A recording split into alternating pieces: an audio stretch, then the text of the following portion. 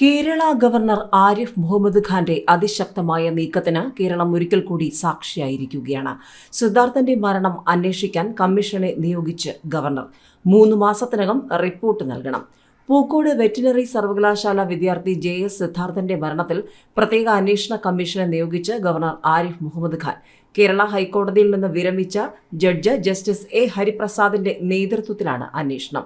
വയനാട് മുൻ DYSP VG കുഞ്ഞൻ അന്വേഷണത്തിൽ സഹായിക്കും. ജുഡീഷ്യൽ കമ്മീഷനെ നിയോഗിക്കാനായി ഹൈക്കോടതി ചീഫ് ജസ്റ്റിസിന് ഗവർണർ കത്തയച്ചിരുന്നു. ഇതേ തുടർന്ന് വിരമിച്ച ജഡ്ജിമാരുടെ പേരുകൾ കോടതി ഗവർണർക്ക് കൈമാറി. ഇവരിൽ നിന്നാണ് ജസ്റ്റിസ് ഹരിപ്രസാദിനെ അന്വേഷണ കമ്മീഷനായി തെരഞ്ഞെടുത്തത്. ക്യാമ്പസിന്റെയും ഹോസ്റ്റലിന്റെയും പ്രവർത്തനത്തിൽ അധികൃതരുടെ ഭാഗത്തു നിന്നുമുണ്ടായ വീഴ്ചകളെക്കുറിച്ച് കമ്മീഷൻ അന്വേഷിക്കും.